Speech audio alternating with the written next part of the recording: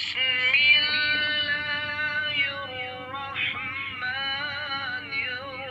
اللہ الرحمن الرحیم۔ السلام علیکم ورحمۃ اللہ وبرکاتہ۔ یا علی مدد علیہ الصلاۃ والسلام۔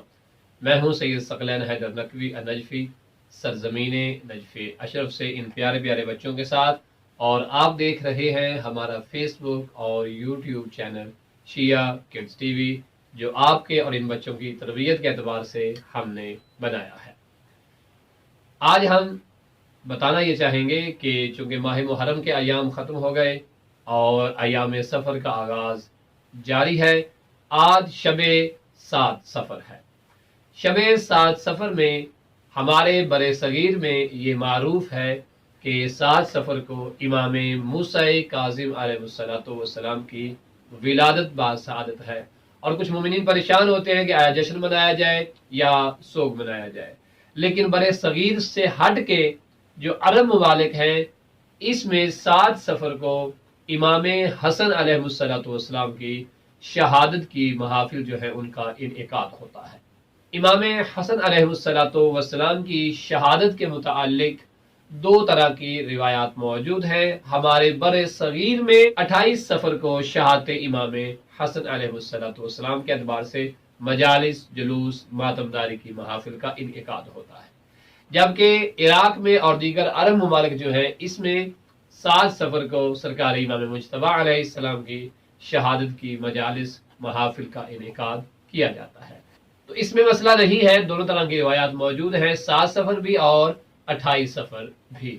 چونکہ ہم عراق میں ہیں، سرزمین نجف اشرف میں ہیں، تو یہاں صبح یعنی 7 سفر کو شہادت امام حسن علیہ السلام کے اعتبار سے محافل، جلوس کا انعقاد کیا جاتا ہے۔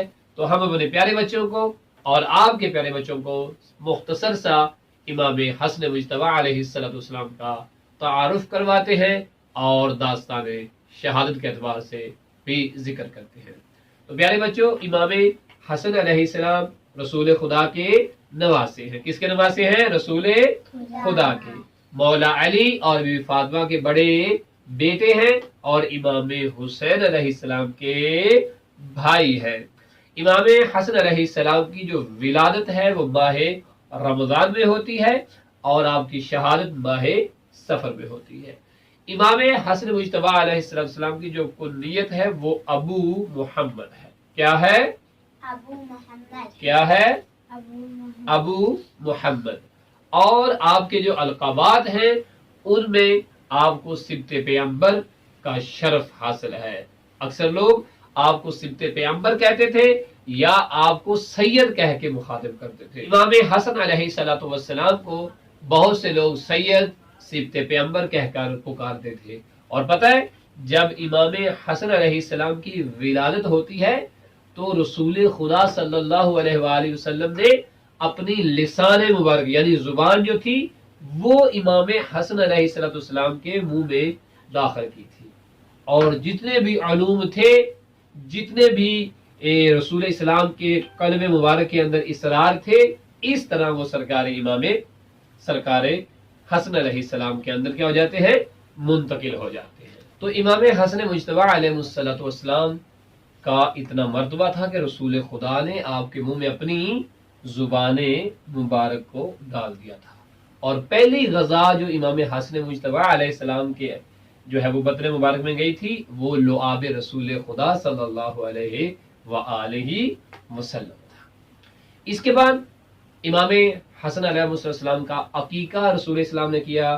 اسلام میں سب سے پہلے عقیقہ جو سنت رسول کے طور پہ رائج ہوا، اس کا آغاز سرکار امام حسن علیہ السلام سے ہوا تھا۔ آپ کا نام بھی رسول خدا نے رکھا تھا۔ پھر امام علی علیہ السلام پہلے امام، پھر دوسرے امام امام حسن علیہ السلام۔ امام حسن علیہ السلام کی ایک بیوی تھی جس کا نام تھا جہدہ بنت اشعث۔ اس نے پھر سفر کے مہینے میں امام حسن علیہ السلام کو جو ہے وہ زہر دے کر شہید کر دیا تھا۔ جو ہم کربلا میں سٹوری سنتے ہیں نا، امام حسین اسلام کے ایک بھتیجے تھے جن کا نام جناب حضرت امیر قاسم تھا، جو شہزادہ قاسم تھے، وہ امام حسن کے ہی بیٹے تھے۔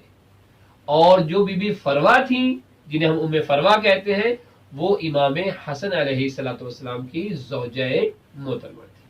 لہذا پیارے بچوں، انشاءاللہ تعالی ہم آپ کو ساتھ ساتھ جو ہے وہ بتائیں گے سیرت امام حسن علیہ السلام کے اعتبار سے بھی بہت ساری باتیں۔ اپنا بہت سارا خیال رکھیے گا اور اس بات پہ متوجہ رہیے کہ عراق میں، عرب ممالک میں شہادت امام حسن علیہ السلام جو ہے وہ 7 صفر کو منائی جاتی ہے، اور ہمارے بر صغیر میں، پاکستان اور ہندوستان میں جو ہے وہ 28 صفر کو منائی جاتی ہے۔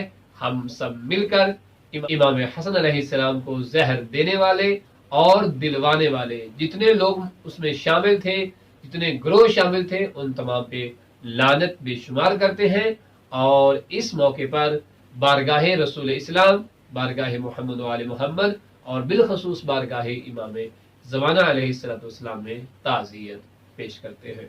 لعنت اللہ علی قوم الظالمین۔